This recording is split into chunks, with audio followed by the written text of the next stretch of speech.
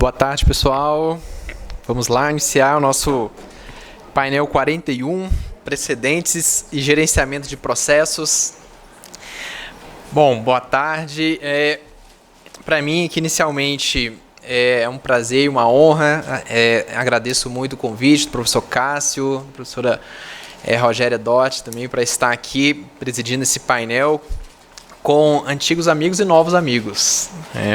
E aí, nesse sentido, cumprimento aqui a professora Daniela, minha professora no mestrado, então já temos essa proximidade e toda essa deferência aqui. Professora Marcele também, professor Newton Cochan, prazer dividir esse painel com vocês. Esse painel, na verdade, dentro dessas jornadas, 15ª jornadas, em homenagem agora à professora Tereza Arruda Alvim e o professor Marinoni, bem especial, né? Falar de precedentes e não abordar estudos dos dois professores é impossível. E é bem interessante que o que os dois escrevem, mesmo nos pontos de divergência, a gente consegue identificar convergências. Então é muito difícil a gente abordar textos, por exemplo, do Marinoni, mesmo nós não concordamos, ele acaba nos convencendo em diversos aspectos. E a professora Tereza também tem essa virtude, então os dois mesmos, é muito interessante identificar essa convergência e essa profundidade no estudo dos dois, né? E o nosso painel, relacionado ao gerenciamento de processos, que eu acabo misturando um pouquinho aqui também com o gerenciamento de precedentes, é um tema muito caro para mim. Eu estou à frente, atualmente, do Núcleo de Gerenciamento de Precedentes do STJ e, basicamente, nos últimos 10 anos trabalho com o tema. Lá, no Núcleo de Gerenciamento de Precedentes, tive a oportunidade de também passar 2 anos no Supremo Tribunal Federal, tenho com os colegas do Supremo, Júlio e Aline, atualmente na Secretaria de Gestão de Precedentes. Fui o responsável pela criação da Secretaria de Gestão de Precedentes no Supremo. Então é um tema que eu entendo fundamental a gente inserir a teoria e prática. Alguns brincam que a teoria só é boa quando ela é aplicável na prática. Claro que a prática também não pode atropelar a teoria, então a gente vai ficar numa linha tênue aqui. E quando a gente identifica pelo histórico desse gerenciamento de precedentes nos tribunais superiores, consigo voltar aqui lá em 2012, quando o Supremo, ainda preocupado com o sobrestamento de processos, provocou o CNJ para editar uma resolução. Poucos aqui vão conhecer, talvez o Luciano, que é também do Núcleo de Precedentes aqui do Tribunal do Paraná, vai conhecer, que é a Resolução 160 de 2012, que foi a primeira resolução a tratar de gerenciamento de precedentes, mas com foco muito em sobrestamento de processos. A Resolução 160, ela se preocupava no que os tribunais de justiça e regionais vão fazer a partir da afetação de um tema de repercussão geral ou recurso repetitivo.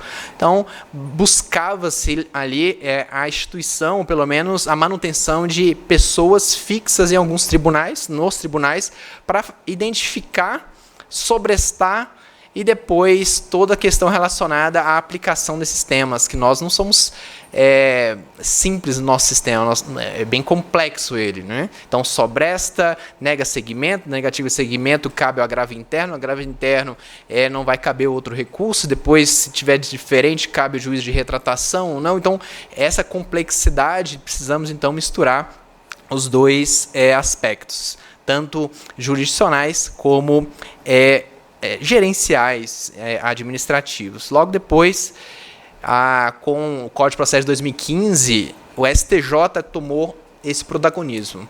Então, o Supremo teve mesmo uma importância bem grande na gestão de precedentes no início, não tanto no início, sim, porque já tinha 5 anos, 6 anos de repetitiva e repercussão geral, mas com o Código de Processo Civil, lá no STJ, nós ficamos preocupados com principalmente o IRDR e o IAC nos tribunais de segunda instância. Se até então os tribunais de segunda instância eles estavam num papel ainda passivo de aguardar o Tribunal Superior a formar precedentes e ali, a partir da formação de precedentes, ter alguma iniciativa, a partir do Código de 2015, eles passarão também a formar precedentes locais. Eu sei que tem alguns, né? O professor Marinoni mesmo critica essa nomenclatura, que ele entende que não há formação de precedentes no âmbito dos tribunais de justiça regionais, mas, tirando essa polêmica, provimentos vinculantes nos tribunais de segunda instância, então eles passarão também a formar precedentes, a gerir precedentes, e veio a Resolução 235. A Resolução 235 que criou em todos os tribunais do país os núcleos de gerenciamento de precedentes. Temos hoje uma rede organizada para gerenciar esses precedentes. Quando eu falo nessa rede organizada, não significa que a gestão está toda organizada, mas temos essa interlocução, né? Também temos aqui a Águida, do Núcleo de Gerenciamento de Precedentes do TJ de Goiás, e com essa resolução 235, depois alterada um pouco também pela 444, sempre é o STJ provocando ali o CNJ. Então, com essas breves palavras sobre uma pequena experiência sobre gestão de precedentes, em que acompanhei ali desde o início, eu prometo voltar aqui a comentar mais algumas coisas, porque é o tema que eu tenho muita predileção, e já passo aqui a palavra para a professora Daniela. A professora Daniela é doutora em Direito pela Universidade de Brasília, igual eu falei, foi minha professora do mestrado, né?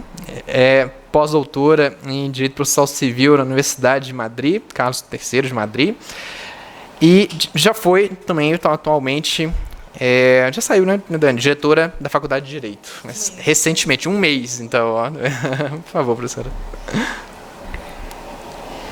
Boa tarde a todas e a todos.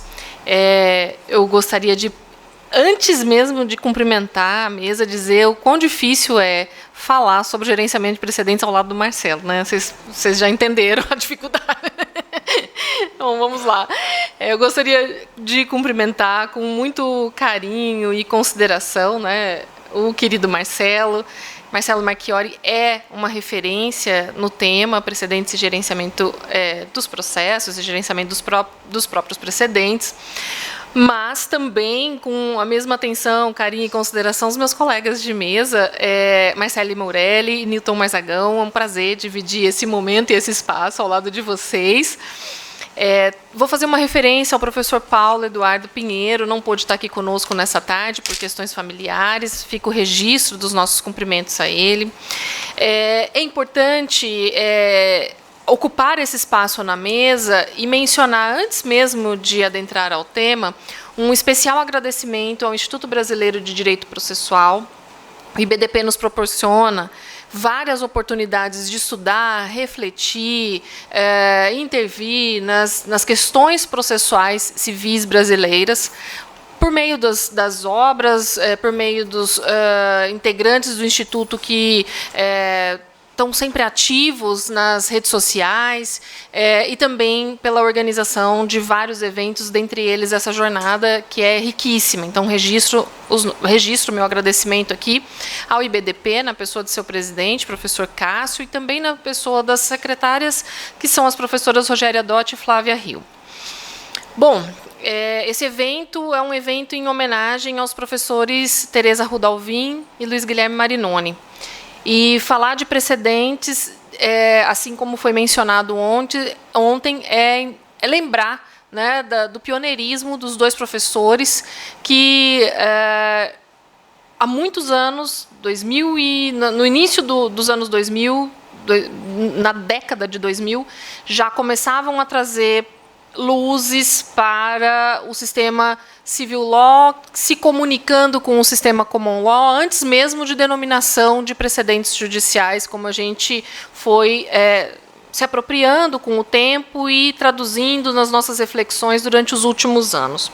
Então, também fica aqui, né, rendo as nossas homenagens todas, as minhas, né, aos professores que nos apoiaram na nossa formação, nos apoiam até hoje, nos lembrando do compromisso e da responsabilidade do tratamento de todo e qualquer tema processual, que é a nossa área, mas especialmente ontem foi mencionada a expressão genialidade, pela genialidade, talento e pioneirismo que eles têm nos estudos e na apresentação dos temas para nós, que somos o público, né, que consome o direito processual civil.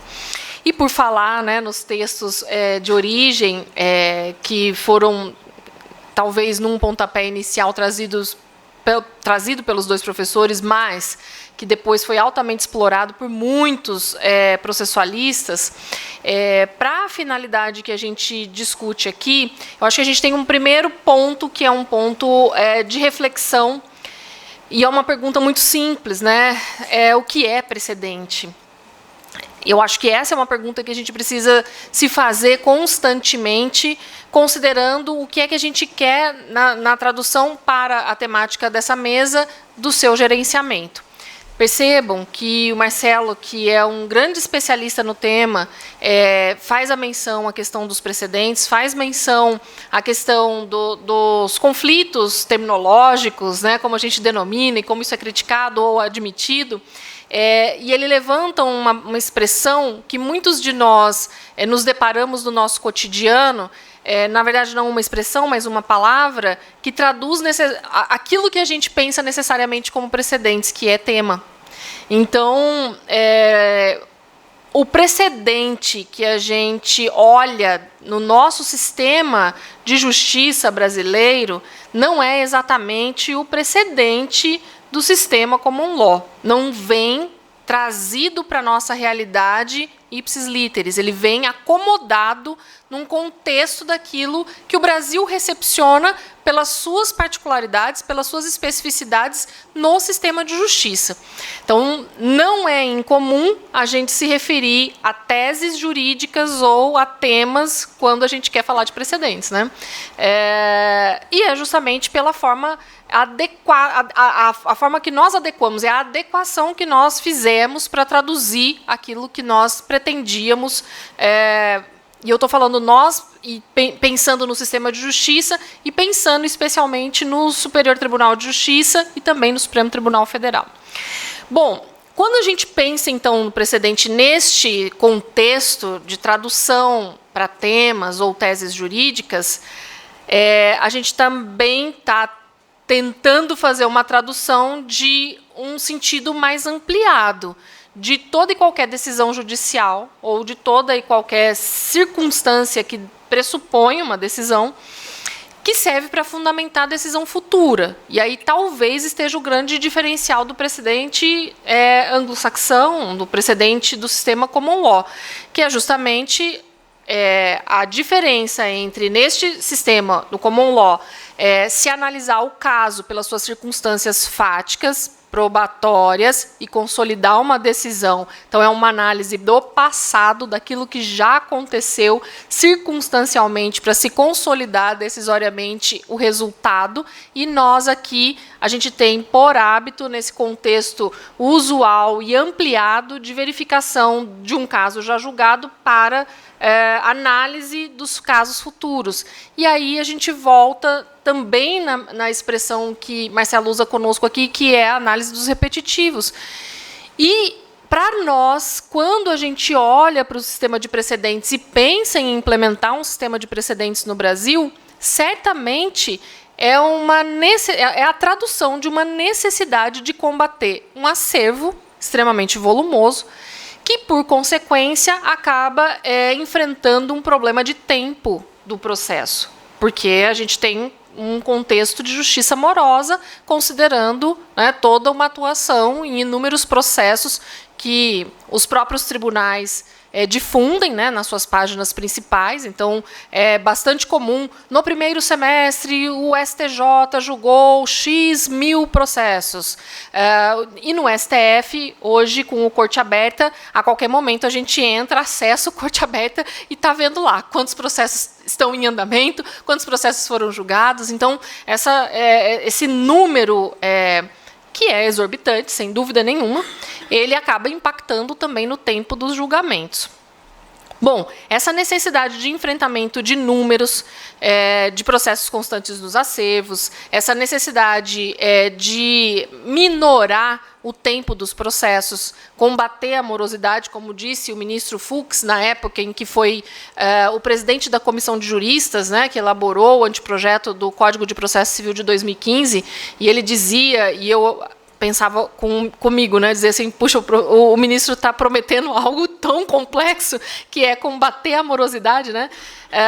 E aí a gente olha para esse cenário de enfrentamentos e que a gente precisa, de fato, fazer, e percebe que o contexto de organização, de administração e de gerenciamento é frágil. A gente não teria, naquele momento, né, nós estamos falando de 2009, quando a Comissão de Juristas foi instituída, pensando ainda na repercussão geral, que é bastante anterior, mas que vem se consolidando com o tempo no STF, mas o STJ ainda diante de uma situação de novas abordagens com os repetitivos, é perceptível a necessidade de, na expectativa de conter e baixar o volume de processos, afetar alguns recursos especiais, considerando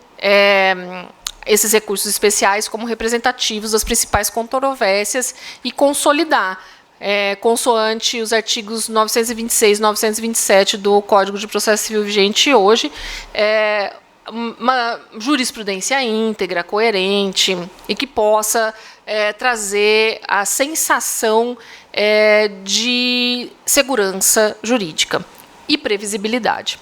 Bom, no entanto, segurança jurídica e previsibilidade não são elementos ou institutos tão límpidos e tão à nossa mão como é simples nas nossas escritas e nas nossas falas, não é? A gente não consegue previsibilidade se a gente não tem uma dinâmica de organização e de publicização, e a gente também não consegue segurança jurídica se a gente apostar exclusivamente nas normas do sistema de justiça como um todo.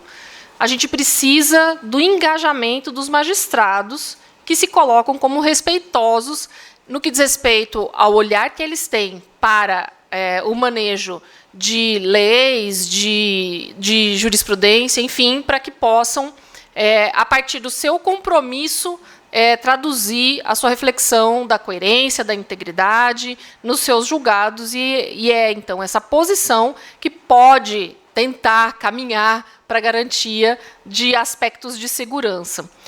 Bom, o gerenciamento de processos e a gestão de precedentes pressupõe, obviamente, um trabalho de inteligência, e que é feito e é executado com bastante galhardia há muito tempo, né? Marcelo estava falando aqui das portarias e das resoluções. O nome do Marcelo já vem aqui à tona, né, Marcelo? Já na portaria de 4 de setembro de 2014, hoje revogada, a portaria do STJ, quando cria a comissão naquele momento temporária para que houvesse, então, o desenvolvimento do trabalho de inteligência em conjunto com o Conselho Nacional de Justiça e os tribunais, para que pudesse, sob a presidência do ministro Sanseverino, traduzir, né, essa expectativa de organização e de gerenciamento dos precedentes, dos processos, dos repetitivos, e ele vem acompanhado dos ministros da primeira sessão e da terceira sessão, ministro Sanseverino, representante da segunda sessão, que eram os ministros Assucete Magalhães e Rogério Schetti. Rogério Schetti continua hoje está na presidência, né? Assumiu a presidência, os outros dois ministros, infelizmente, não compõem mais, uma pela aposentadoria e o outro pelo falecimento. Mas, deste momento em diante, essa comissão que era provisória torna-se permanente, desse momento em diante, se institui formalmente um trabalho de inteligência para a finalidade de gerenciamento dos processos e dos precedentes, portanto. Bom, acredito eu, Marcela, aí você me corrige, né, que é perceptível pela comissão que não é suficiente que os processos sejam julgados e que as teses sejam firmadas. Seria necessário, ainda mais pela própria estrutura de inteligência de gerenciamento dos processos e dos precedentes, que ficassem definidos quais casos devem ser julgados, quando esses casos devem ser julgados, como esses casos devem ser julgados e por quem esses casos serão julgados ou seriam julgados. Então, ultrapassa a simples organização ou a simples tarefa de sistemas, por exemplo, de inteligência artificial, que no STJ ainda é o Atos que trabalha com o gerenciamento dos precedentes, o Atos ou o Vitor ou a Vitória, ou então qualquer outro potencial sistema de organização e gerenciamento dos precedentes, que cada tribunal foi criando o seu. Não sei em Goiás como é o nome, o TRF da terceira região tinha Sigma, tem um outro também que eu me esqueci o nome, daqui a pouco eu me recordo e digo aqui para vocês o nome do TRF3, mas cada tribunal vai criando, né, o seu próprio sistema de organização para que, obviamente, né, nesse contexto do gerenciamento possa alcançar pontos extraordinários aos de simples afetação e definição de temas ou teses. Ultrapassa muito mais do que esses dois primeiros elementos que foram mencionados.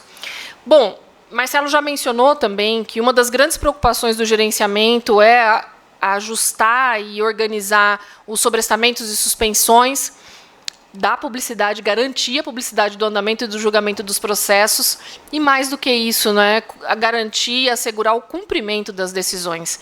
E aí eu acho que a gente entra num problema que é crítico neste horizonte que está sendo descrito aqui, da identificação do que vai ser efetivamente identificado e afetado, se vamos de fato, por meio da terminologia precedentes, alcançar os demais institutos recursais, né? Marcelo mencionou o IRDR, enfim, o que vai ser atingido ou alcançado pelo gerenciamento, mas, além do engajamento do corpo de magistrados, do Poder Judiciário para essa circunstância, é necessário que haja um engajamento de outros figurantes, né, que somos nós, os jurisdicionados, as partes e etc.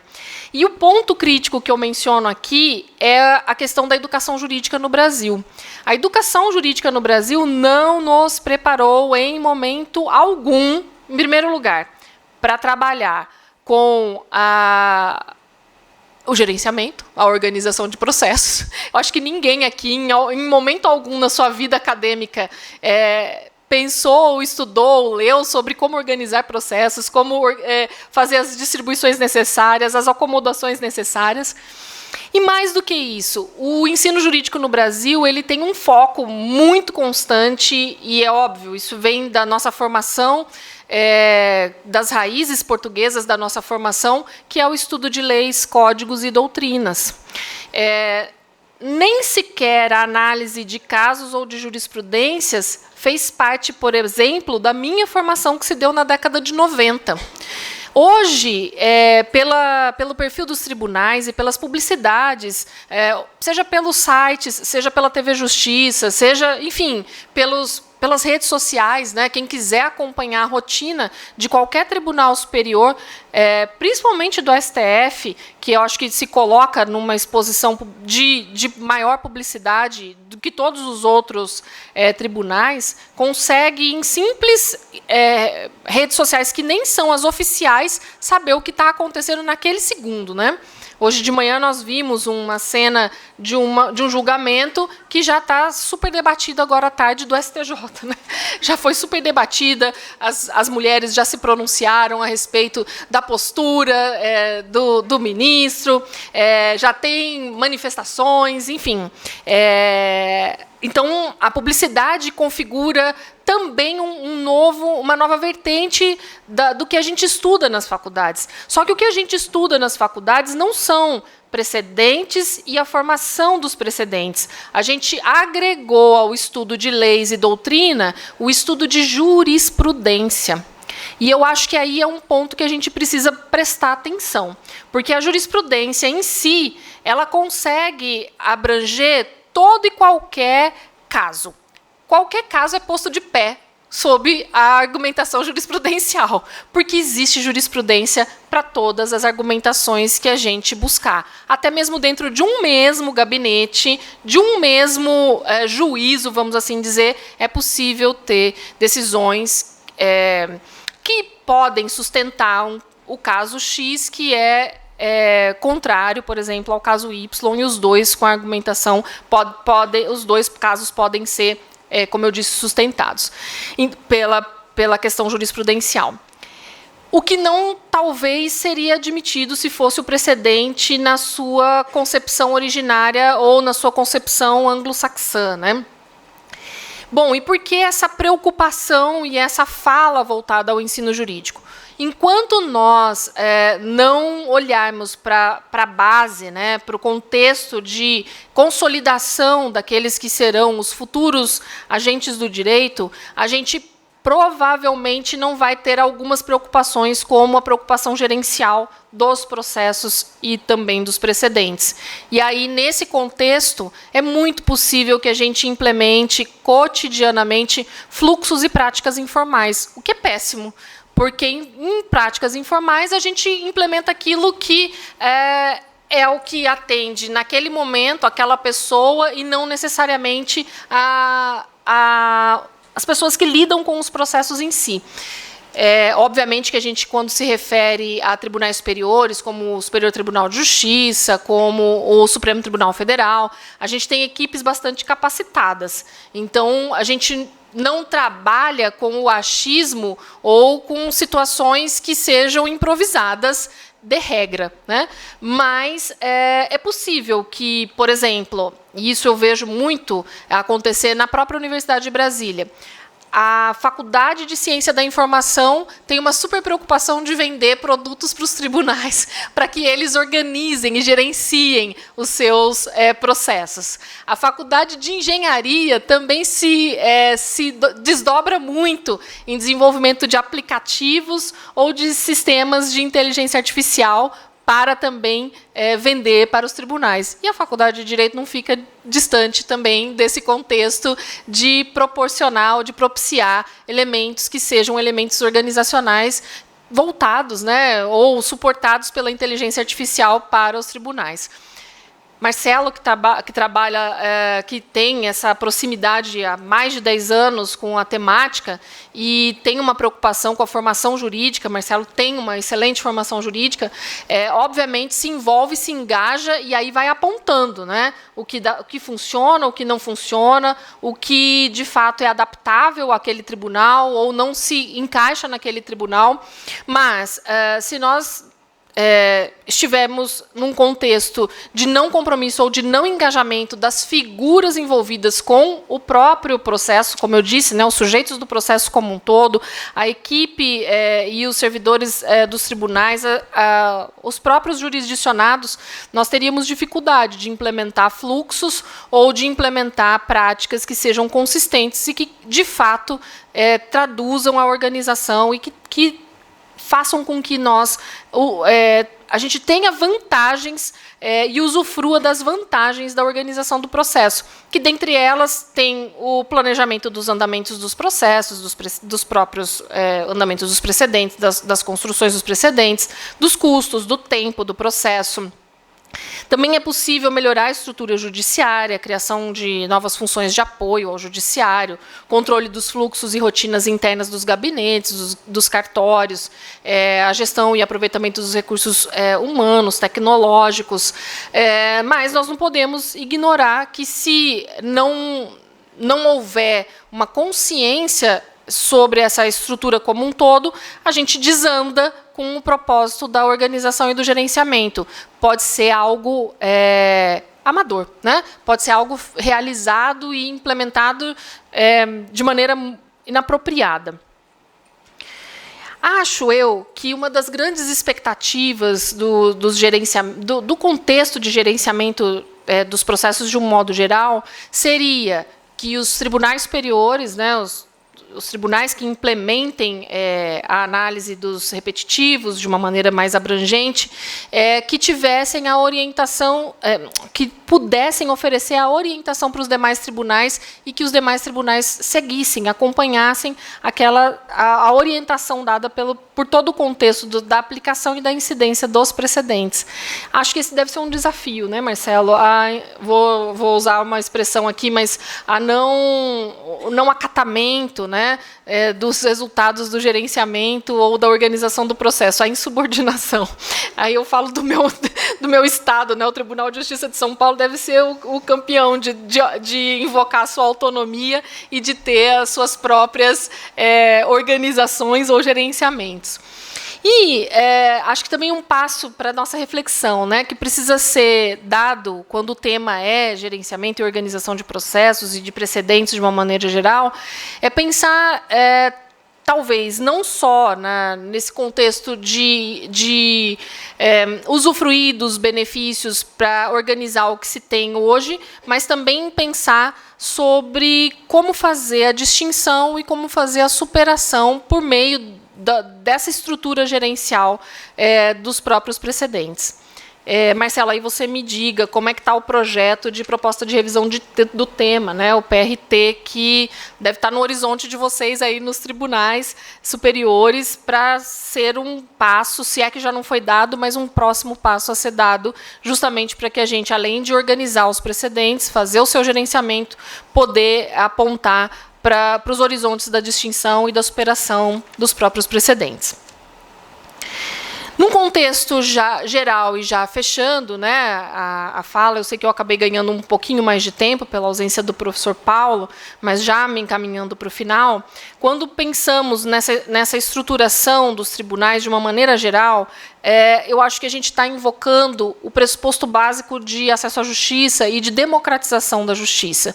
E o que os jurisdicionados mais esperam nesse contexto de acesso à justiça e de democratização do judiciário é justamente a atenção à estabilidade, à integridade, à coerência dos posicionamentos judiciais e além disso, né, acreditar, ter a credibilidade no sistema de justiça para que o sistema de justiça possa, diante dos seus padrões de julgamento, que sejam, então, classificados ou adjetivados com os elementos que o Código prevê, justamente identificar quando, como e por que demandar e estar em juízo. Se estar em juízo vale a pena, em que circunstâncias e em que medida esse vale a pena vem à tona. Kafka escreve um pequeno trecho, né, chamado Diante da Lei, e no Diante da Lei ele fala justamente de uma pessoa que vem da lavoura, que se coloca diante da porta da justiça e tenta acessar a porta da justiça por anos a fio. E pela própria estrutura do sistema de justiça, a pessoa passa a envelhecer na porta da justiça, ela enxerga as pulgas do casaco do guarda da porta da justiça, de tanto que ela olha para o guarda da justiça, sem nenhuma expectativa de realização de direito. Que a gente não fique diante da lei, que a gente consiga, de uma forma ou de outra, por um sistema de inteligência que é possível e já implementado, alcançar os melhores preceitos de justiça, as melhores constatações de decisões judiciais que tragam os elementos de estabilidade, de integridade e, principalmente, de coerência. Muito obrigada.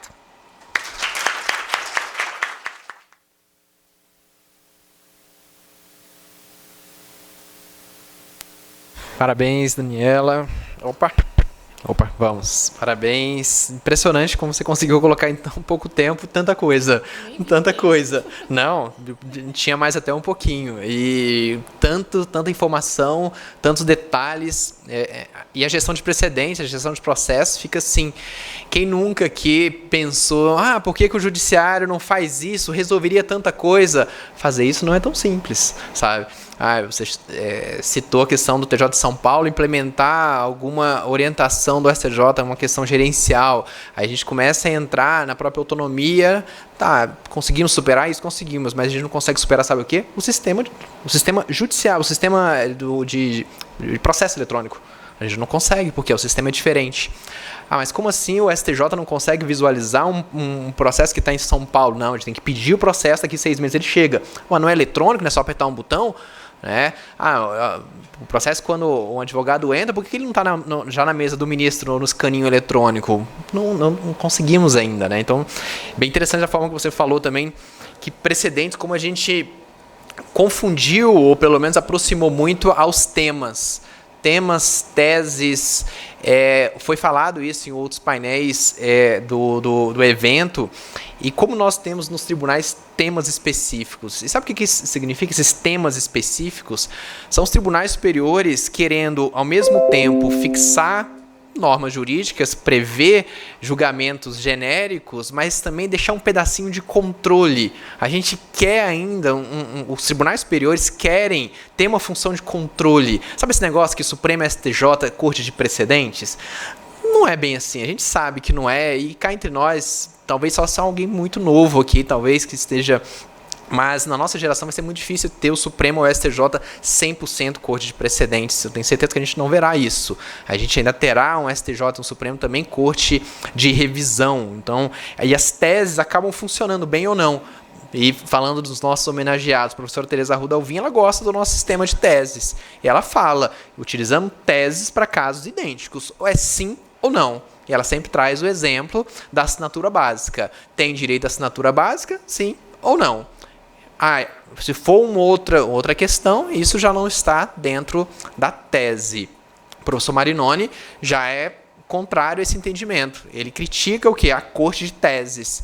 Ele fala que corte de teses é uma corte normativa, burocrática e que vai tolher a possibilidade do juiz de exercer a distinção ou a superação em um determinado ponto e até mesmo de interpretar. Ele utiliza a expressão de vai mecanizar a aplicação dos precedentes e temos esses dois lados. Mas vamos para a prática.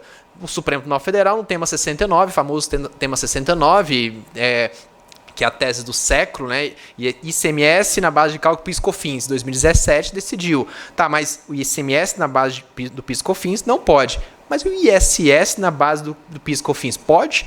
Não sei, então tá julgando agora, né? Acho que julgou agora recentemente, 7 anos depois, mas quem é tributarista, realmente parece que é a mesma coisa ou não. Não, a gente quer fixar uma tese específica, sabe por quê? Na hora da aplicação, os tribunais superiores, eles acabam passando para os tribunais de origem o seguinte, se for idêntico a essa questão, eu não quero ver mais esses processos aqui. Vocês, então, farão o quê? Negarão segmento. Eu brinco que os tribunais acabam virando o Capitão Nascimento. Vocês lembram do Capitão Nascimento? Não vai subir ninguém, né? Não vai subir ninguém. Mas a ideia de um sistema assim, não vai subir idêntico. Eu, Supremo e STJ, transfiro para os tribunais esse poder para falar em questões idênticas. Mas a questão idêntica nem sempre é tão simples. Tá, mas os tribunais superiores falam, o erro da origem vai ser um erro soberano da origem. Em outro painel, foi bem interessante que o professor Daniel Neves, ele falou que agora eu não vou saber explicar igual ele, mas ele falou que os tribunais superiores delegam para babá cuidar dos filhos dele, né? Então, o Supremo e o STJ geram os filhos e entrega para babá. Ou seja, agora você se vira com esse menino aí, toma que o filho é teu. E isso traz um aspecto gerencial muito grande, que a Dani também abordou, que é a questão do acervo. Vocês sabem os nossos números, todo mundo fala os nossos números, né? 80 milhões de processos, mas vocês sabem os números mais específicos, que são assustadores também. STJ esse ano receberá mais de 500 mil processos. Esse ano o STJ proferirá mais de 600 mil decisões. Supremo receberá mais de 80 mil processos. TST já recebeu 24% a mais esse ano do que o ano passado. O judiciário brasileiro, ano passado, recebeu 35 milhões, batendo o recorde de 32 milhões em 2022. Gente, se a gente não conseguir gerenciar isso aqui, por isso que é tão complexo trabalhar com gerenciamento de processos, gerenciamento de precedentes. É extremamente complexo. E aí a gente pega o nosso sistema, a Dani falou, e a gente diferencia o que é precedente, mas o que é jurisprudência também. A gente consegue falar, por exemplo, a Dani também falou do TJ de São Paulo, né, quando acontece, né? STJ e TJ de São Paulo estão brigando por conta da aplicação do descumprimento de precedentes. O TJ de São Paulo, será que ele está descumprindo precedentes ou será que ele está descumprindo jurisprudência? E tem diferença? Gente, tem diferença. O gerenciamento de precedentes, ele organiza os precedentes vinculantes. Quem organiza a jurisprudência? Ninguém. Porque não dá para organizar algo tão volátil daquele jeito. Quem aqui, né, ou sendo advogado ou atuando no Poder Judiciário, já viu algum caso em que a partir de uma decisão, aquilo ali virou jurisprudência pacífica, né? Isso é até meme, de vez em quando a gente vê. Isso aqui é uma jurisprudência pacífica. Eu dou aula no STJ, eu adoro dar aula no STJ. Eu até obrigo os servidores a dar aula lá, porque como a Dani falou, mostrou, eu assessoro a comissão gestora de precedentes. E aí eu falo para os ministros, manda ofício para eles, que eu vou dar um curso para eles se matricularem. Então eles são matriculados obrigatoriamente, né? Então eles devem me adorar. E aí eu faço uma pergunta, eu gosto de fazer assim, uma pergunta para eles assim, o que é jurisprudência? Aí eles começam a filosofar, jurisprudência é isso, é aquilo. Eu falei, não, gente, vamos mudar a pergunta. O que é jurisprudência para vocês inadmitirem um recurso monocraticamente no gabinete de vocês, com base na súmula 568, que cá entre nós é meio ilegal, mas está lá, súmula 568. O que vocês utilizam? Ah, Marcelo, basta uma decisão para a gente que isso já é jurisprudência pacífica. Essa é a realidade, essa é a realidade. E eu sei que a advocacia faz isso também, tá? Então, assim, na hora que vocês acham um precedente ali, ou um julgado em determinado momento, aquele virou o precedente de vocês. Aí cita algo lá atrás e traz para frente. E cá entre nós, pessoal, é porque a gente aqui no Brasil, a gente acaba citando, pra gente um julgado de 2016 é antigo. Poxa, mas na Inglaterra 2016 foi ontem proferido, né? Então a gente acaba confundindo isso aqui. Então, assim, Dani, você falou de vários aspectos. Você começou a contar a fofoca, mas não contou toda, né? O que aconteceu hoje no STJ. Todos estão sabendo o que aconteceu no STJ, mas está estando na imprensa, né? Porque houve um pequeno desentendimento entre dois ministros na primeira turma. Então, depois vocês vão acompanhar isso aí, o que aconteceu. Você falou também do... Todo mundo já viu. Não é porque estão muitos focados aqui já também, senão já estão procurando ali. Falou... essa questão do acervo, eu boto muita culpa também no acervo, sabe do quê? A gente tem no Brasil teses zumbis, a tese que não morre, sabe? O negócio não morre. Há 10, 20 anos que a gente decide aquela mesma coisa. Em aulas eu costumo fazer um experimento social. Eu pego um caso em que o STJ já julgou essa matéria desde os anos 2000 e mostro a lei. E depois eu faço a pergunta, se acontecesse isso com vocês, vocês vão entrar com uma ação judicial? A grande maioria sempre responde, sim, vou entrar com uma ação judicial. Gente, mas há 20 anos que o STJ decide isso. Mas será que ele muda? Tá? E vai que? Então a gente precisa entender assim, e separar bem o que é o entendimento do tribunal, o que não é. Então, o gerenciamento de precedentes, ele estaria na identificação de qual é o posicionamento do judiciário, como vou julgar, quando vou julgar, e isso é altamente complexo. E a gente tem que misturar artigo 926, artigo 927, teoria, prática, e é complexo.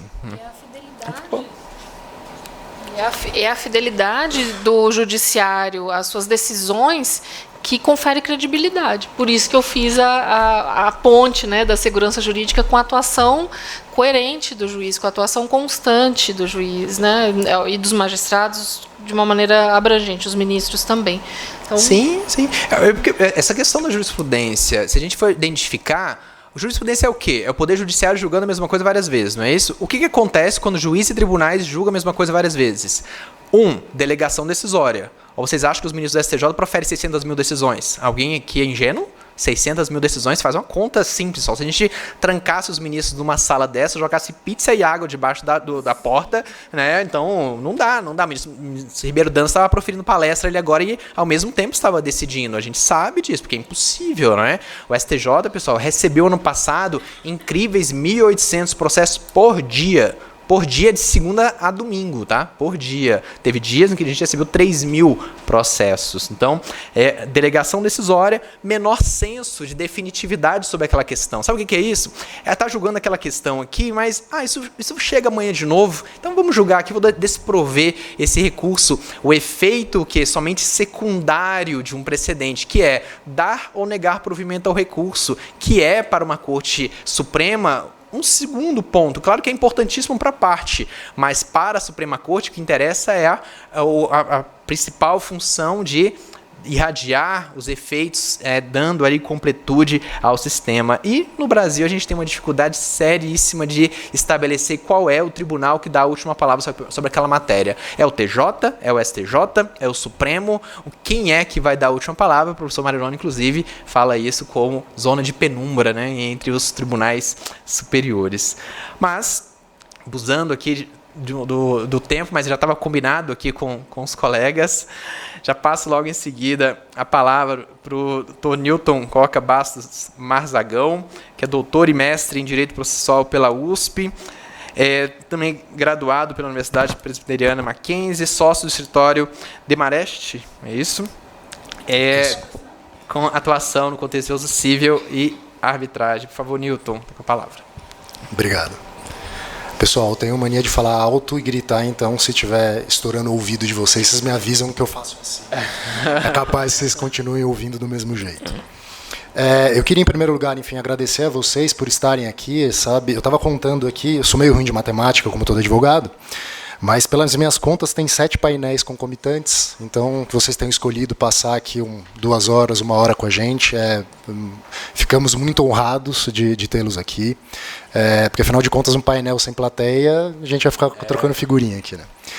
Então esse eu acho que é o meu primeiro agradecimento. Eu gostaria também de agradecer o IBDP pelo convite. Agora ficou. Na pessoa da professora Rogéria Dotti, do professor Scarpinella, da professora Flávia. Fico muito feliz de poder estar aqui no painel e dar algumas contribuições sobre esse tema tão importante. Faço também aqui as minhas homenagens à professora Tereza e ao professor Marinoni. De fato, dentro daquele meme que a gente vê, né, todo dia, quando eu cheguei aqui era tudo mato. Né, quando eles começaram a falar sobre precedentes, a gente não falava de precedentes, a gente falava de jurisprudência, e eles de fato desenvolveram muito tema, um tema que até hoje suscita debates acalorados. Eu estava agora há pouco tempo lá na sala de debate, no qual o professor Ricardo Aprigliano estava discutindo com o professor Carmona e com outros professores sobre o que é precedente, né, sobre como se aplica o precedente, obviamente na arbitragem, porque o professor Ricardo é muito mais chique do que a gente, ele faz arbitragem. Então é um tema que até hoje suscita muitas discussões, né? Você está aí falando o que vincula é a ratio, o que vincula é a tese, existe precedente, isso daqui é precedente parecido com common law, não é? Então eles deram contribuições muito importantes, então fica aqui meu também agradecimento. E a minha última parte aqui de agradecimentos, para não ficar tomando muito tempo de todos vocês em adentrar o assunto, agradecer a presença do Marcelo, que está aqui como chefe de todo mundo, manda bastante lá em Brasília, agora resolveu mandar aqui em Curitiba. Eu vou avisar minha esposa que você está no lugar dela por um momento, então você pode me cortar a palavra como ela corta a minha palavra. Agradecer a presença e dividir o painel aqui com a Daniela, a doutora Marcele. Fico muito honrado de estar aqui. Bom, indo direto para o tema, eu acho que eu vou fazer um recorte um pouco, talvez, menos prático, para abordar um tema que eu acho muito importante e que no meu modo de ver, espinha dorsal entre precedentes e gerenciamento de processos, que são vieses de uma mesma moeda, mas que são institutos diferentes. Tá? E no meu modo de ver, o instituto que une essas 2 ferramentas é o princípio da eficiência, que vem sendo, na minha humilde opinião, tratada de forma lateral, de forma subsidiária. Então, quando se fala de precedente, uma hora lá se fala de eficiência, quando se vai falar de gerenciamento de processos, também fala um pouquinho de eficiência, mas entendo que deva ser um pouco mais elaborado esse conceito de eficiência. Por que se falar de eficiência? Por quê? E qual a justificativa? Porque, no meu modo de ver, precedente e gerenciamento só existem para dar concretude ao princípio da eficiência. Se pelo precedente, pelo gerenciamento de processo, se atinge isonomia, segurança jurídica, muito que bem. Mas não é esse, salvo o melhor juízo, o entendimento que o nosso ordenamento, que o legislador e que a sociedade traz para dentro do nosso sistema. Eu vou fazer um recorte histórico, e sempre quando se faz recorte histórico em painéis, as pessoas dormem. Né? Então eu já aviso de antemão que eu não vou voltar para o direito romano, vou fazer um recorte histórico já de tempos mais recentes. Mas por que esse recorte histórico? Porque eu entendo que parte de como atua o judiciário, e portanto o juiz, advém do que a sociedade espera desse juiz. Né? E aí eu gostaria de analisar 4 últimos momentos da sociedade ocidental com respeito a como deve atuar o juiz, falando um pouco de eficiência. Então, se a gente passasse a analisar mundo ocidental, jurídico, a partir da data da Revolução Francesa, né, e por que a Revolução Francesa? Porque é na Revolução Francesa que se fixam os marcos que até hoje regem o mundo ocidental de forma política, econômica e social. O juiz decorrente da Revolução Francesa era um juiz que pouco podia fazer. E pouco podia fazer por quê? Porque os revolucionários, que se sagraram vencedores naquela revolução, passaram a ocupar o poder legislativo, a Casa do Povo, e, obviamente, como uma consequência natural, diminuíram os poderes do Executivo, que era assim entendido naquela época, e do Judiciário, que era ocupado pela nobreza e era ocupado pela realeza. Então, todo mundo também conhece a famosa frase que vem do Código Napoleônico de que o juiz era apenas tão somente a boca da lei. O que cumpria o juiz nessa época? Dizer o que estava no código. O código diz A, eu faço uma assunção clara e rápida do fato para a norma e chego ao resultado. Então, em certa medida, uma atividade mais autômata do juiz. Ocorre que o mundo não é simples, né? Não é dessa forma que funciona. O código não prevê todas as hipóteses do mundo fenomênico e muito menos declara de forma límpida qual é o valor que está sendo protegido pela norma. Então, logo após esse primeiro momento, já ingressando no segundo, se entende, por uma evolução da ciência jurídica, que a norma não contém, de plano, uma interpretação, clara, em segundo lugar, unívoca, e em terceiro lugar, talvez não revele o valor que deva ser perseguido pelo juiz na análise do caso. Então, se passa a admitir, nesse segundo momento histórico, que o juiz possa interpretar a norma. Né? E esse trabalho interpretativo ele vem desde meados do século XIX, chegando até hoje, século XXI, de forma muito mais exacerbada, com as cláusulas indeterminadas, com os conceitos indeterminados e com as cláusulas abertas. Pois bem, num terceiro momento se verifica, e agora já mais perto do final do século XX, metade do século XX, que não adianta o juiz também só interpretar o direito e dar uma boa decisão. Essa decisão tem que ter concretude, né? Usando também mais uma metáfora muito ilustrativa, não adianta você ter uma sentença linda, maravilhosa, de várias laudas, pendurada na parede e você não ter acesso ao bem da vida que você está procurando, seja como autor, como réu. Então, nesse terceiro momento, a sociedade pede e o direito e o judiciário atende e começa a trabalhar com a efetividade do processo. Então, se começa a dilargar os poderes do juiz, para que o juiz tenha, talvez, iniciativa probatória, definitivamente uma maior direção do processo, definitivamente um maior protagonismo dentro da relação. Então, o juiz deixa definitivamente de ser aquele que arbitra o duelo entre autor e réu, até como forma de se demonstrar aí o poder do Estado. Então, o juiz passa a ser um protagonista do processo. Terminando a minha digressão histórica, eu acho que a gente chega hoje num quarto momento em que o juiz deve ter o papel e deve exercer um papel voltado à eficiência. E por que eu digo isso? Por 3 razões. A primeira delas é que a gente vive numa sociedade extremamente massificada, né? Então, as relações hoje, a gente sabe que um consumidor, a gente tem milhões de consumidores do plano de telefonia, porque todo mundo tem um telefone, outros dezenas de milhões têm planos de saúde, então, em relação com a operadora de saúde, outros tantos têm relação com o banco, aliás, todo mundo tem relação com o banco, mesmo não negando aqui o fato de que o Brasil é um país muito pobre, muitas pessoas alijadas do mínimo existencial, mas até mesmo por conta do Bolsa Família, todo mundo tem que ter conta bancária, enfim. Essas relações massificadas tendem a gerar, e é óbvio, nós sabemos que geram um potencial de grande número de litígios. Então, esse é o primeiro dado. Um segundo dado diz respeito à conscientização de direitos. Desde a redemocratização do Brasil e da promulgação da Constituição, os nossos cidadãos passaram a se tornar mais cientes dos direitos que, de fato, detêm, né, e que foram alijados durante, enfim, a época da ditadura militar. Esse conhecimento, essa conscientização sobre os direitos ganhou um novo viés com a promulgação, como todo mundo também sabe, do Código de Defesa do Consumidor, né, que foi um diploma revolucionário, que foi lá entregar para cada um dos consumidores de forma clara e direta, falar, olha, este é seu direito, faça desta forma que você pode reclamar de propaganda enganosa, de fornecimento defeituoso e tudo mais. A gente chega num terceiro momento com a concretização do GECS, né, dos juizados especiais, que também trouxeram para dentro do sistema judicial uma parcela da população que estava totalmente alijada. Então, era uma população que tinha uma demanda, talvez até consumerista, mas não conseguia acessar o judiciário por conta de custos, ter que contratar advogado, é tudo muito difícil, tudo muito burocrático. Então, o juizado especial facilita essa situação. E, por último, dentro dessa parte de conscientização de direitos, a evolução tecnológica. Então, eu estou com 44 anos de idade, estou meia vida, né, aquele pneu usado pela metade. Não sou nem velho nem novo, mas eu lembro que quando eu comecei no escritório e tinha que me informar sobre as coisas, eu ia trabalhar o dia inteiro, chegava em casa e assistia o Jornal Nacional.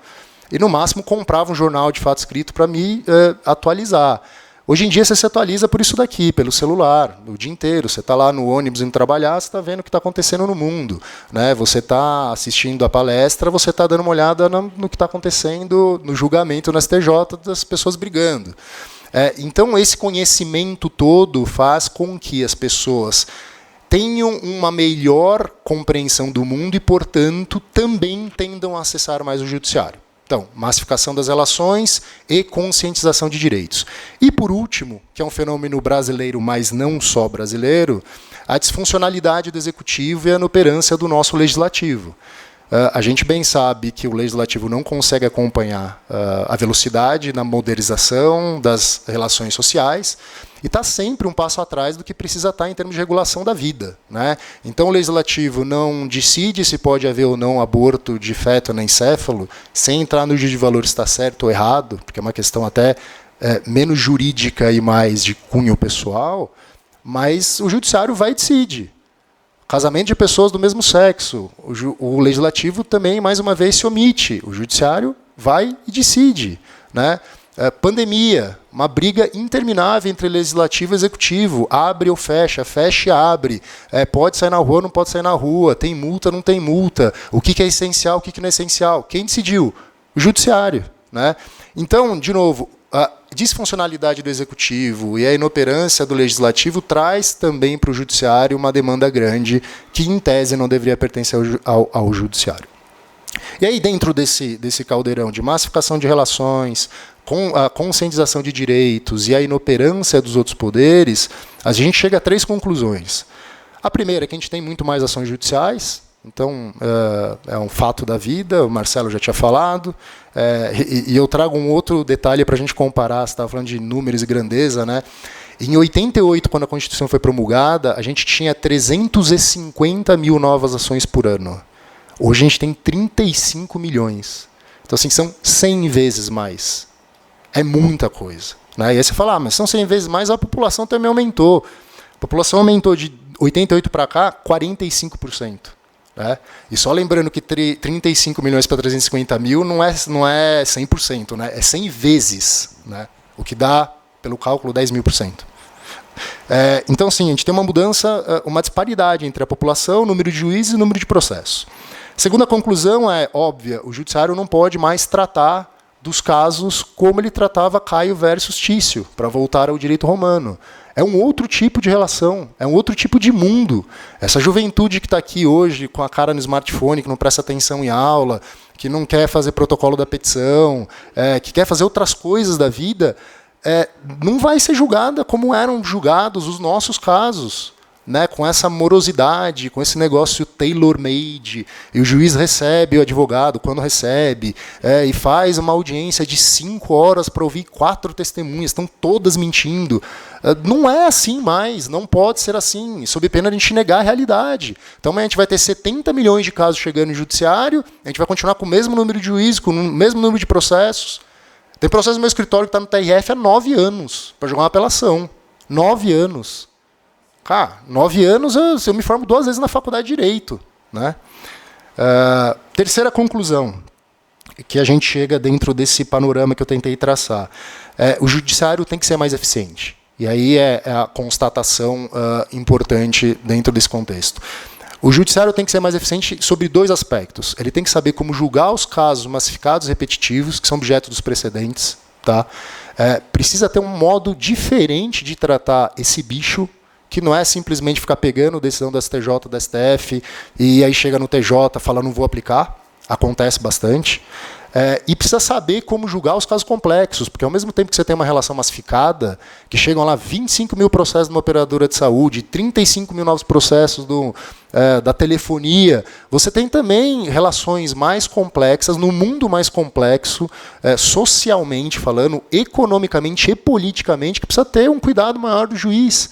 Como é que a gente faz? Como é que o juiz julga 35 mil casos da ação de telefonia e mais 3 discussões, principalmente um juiz de vara única do interior, sobre a adoção por casais do mesmo sexo, que gera sempre uma polêmica, né? Ou sobre discussão que você vai ter numa compra e venda de uma empresa grande, que não teve cláusula arbitral. Então, eu acho que assim, a eficiência é a palavra de ordem. O que hoje a sociedade requer do juiz e do judiciário é que ele seja eficiente. E aí a pergunta, a gente está sendo eficiente? E veja que, já me encaminhando em certa medida para mais da metade da minha exposição, o legislador se preocupa com essa eficiência faz tempo, né? Pelo menos formalmente desde 2004, com a inserção da emenda constitucional 45, que trouxe a súmula vinculante, né? Então, a súmula vinculante também quer tratar de segurança, também quer tratar de isonomia, mas eu tenho certeza que ela surgiu para tratar de debelar a quantidade repetida de casos, que é assombrosa e inacabável. Mas que demos de barato que a súmula vinculante não tinha esse intuito. Pelo menos, no mínimo, desde 2006, quando houve a inserção no CPC falecido, né, daquela disposição do 543A, que tratava da repercussão geral. Aí, nitidamente, era a intenção de trazer um sistema eficiente por intermédio de precedentes. Posso citar também depois 543C, que tratava de recursos repetitivos, veio em 2008, e o Código de 2015, que não só melhorou esse sistema, ou tentou melhorar, como também trouxe uma tabela para os aplicadores de direito, para que não haja dúvida de que os provimentos vinculantes, precedentes, teses, temas, qualquer que seja o nome, devem ser observados pelos juízes e pelos tribunais de segundo grau. A conclusão aqui, já me encaminhando para o fim, eu gostaria de fazer algumas provocações, precedente de gerenciamento de processo é forma de tratar o judiciário com eficiência. Então, toda vez que você estiver diante de um precedente, você tem que pensar como eu devo agir para que esse caso seja, ou de um caso massificado, para que esse caso seja julgado com maior eficiência. É uma pergunta que às vezes as pessoas não se fazem, principalmente quando o juiz recebe um precedente e fala, me afasto desse precedente, pois a minha convicção pessoal é outra. I don't care qual é a sua convicção pessoal, eu quero que você julgue de acordo com o que o STJ falou. O STJ errou? Erra bastante, na minha opinião. Ok, mas essa é a decisão. É assim que a gente consegue lidar com o que acontece. O mundo nem sempre está certo, né? Você se sente injustiçado às vezes, mas eu lembro de ter lido uma matéria no Conjur já há algum tempo, em que o ministro Noronha bateu boca com o desembargador de São Paulo. Você conhece essa? Durante uma palestra, isso virou inclusive matéria, durante uma palestra, o desembargador TJ falou que não acompanhava o entendimento do STJ em matéria criminal, porque achava que estava errado. Aí o ministro Noronha perdeu um pouco da compostura, pegou o microfone e falou, mas então você está fora do sistema, porque o sistema fala que você tem que julgar de acordo com o que o STJ disse. Essa é a razão de ser, ou uma das razões, ou a principal de você ter um sistema hierarquizado, né? Então, assim, eu acho que eram essas as considerações, que são muito mais, enfim, de ideias do que práticas, porque eu sabia que vocês iam tratar muito mais praticamente do tema. E eu queria deixar algumas provocações, 4 ou 5 provocações, sobre o que a gente poderia fazer para melhorar o sistema de precedentes. Em primeiro lugar, eu acho que a primeira constatação é, de fato, seguir os precedentes, né? É o óbvio lulante, mas, como dizia um professor meu, o óbvio lulante às vezes não lula tanto. Tem que seguir o precedente. Em segundo lugar, e aí eu vejo um problema muito sério, o que é o precedente no Brasil? Porque se você pega uma decisão da Suprema Corte norte-americana, ela vem uma decisão, é um voto. Tem gente que pode divergir, pode não ser por maioria, mas o voto da maioria está representado em um acórdão. Aqui no Brasil você tem uma questão importante, e eu vou falar do STF, porque é mais fácil, todo mundo visualiza muito mais. Você tem 11 ministros, às vezes você tem 11-0, mas tem 11 votos.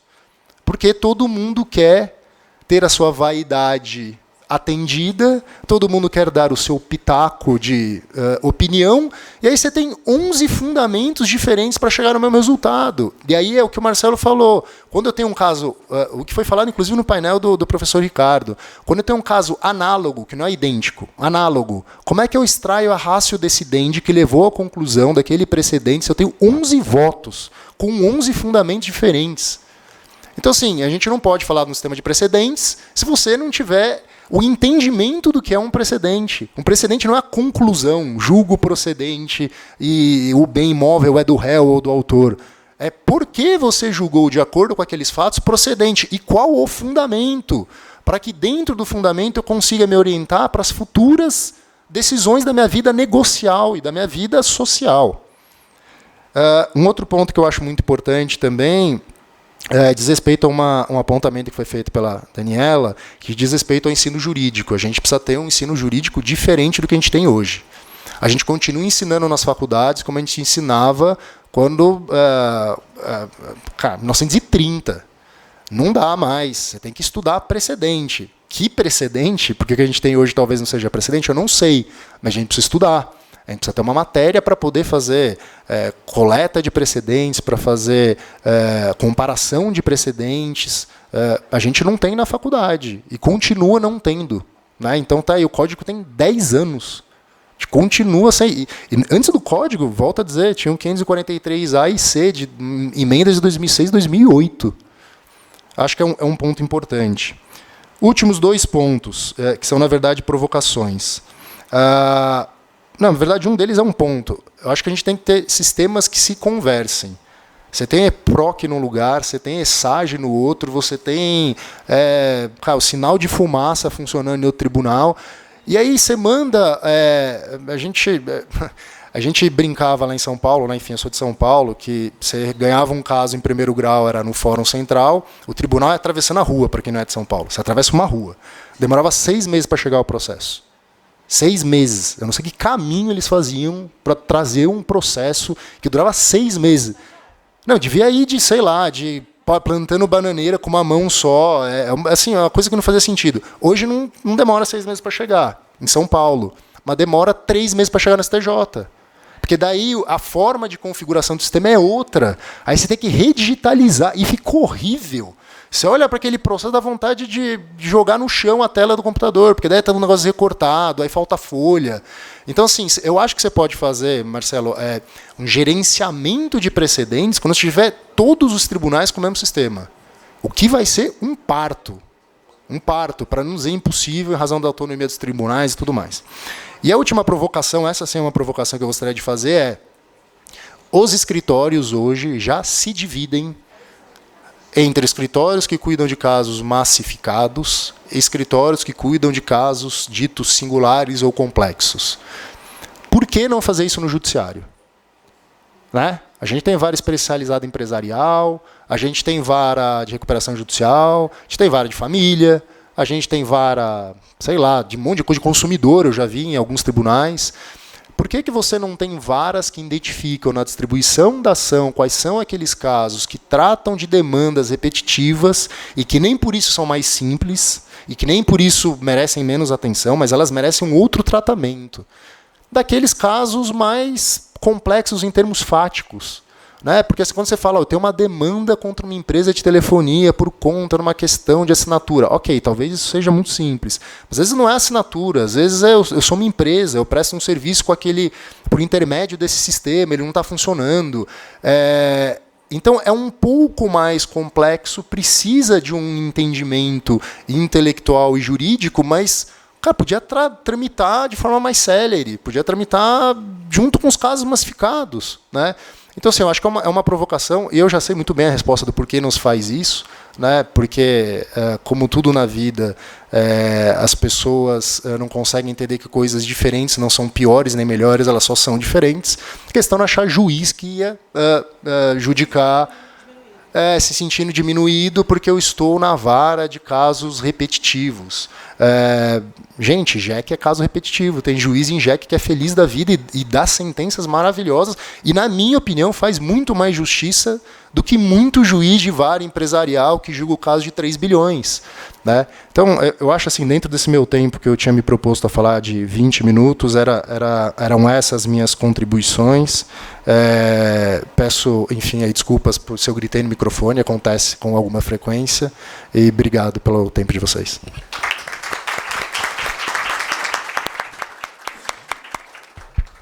Muito bom, muito bom. Obrigado, Newton. Não gritou. Parabéns. Várias provocações interessantes nas suas conclusões. Essa questão, começando de trás para frente aqui, essa questão do judiciário, em que a gente pode ter um judiciário que atua em casos mais complexos e outros menos complexos, talvez os repetitivos, né? Bem interessante. A gente pode pegar também uma experiência relacionada ao gerenciamento de processos no Supremo e no STJ.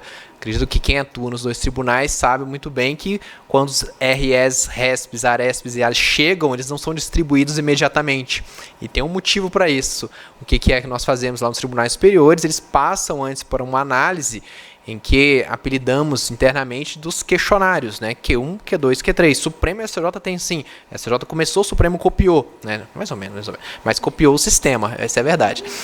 Q1, Q2, Q3, admissibilidade. O recurso está tempestivo, tem procuração, ele está preparado, ele atacou todos os fundamentos no caso de agravo, incide a súmula 281, foi interposto contra uma decisão colegiada, e esse volume no STJ ele é julgado pela presidência, por uma grande assessoria da presidência.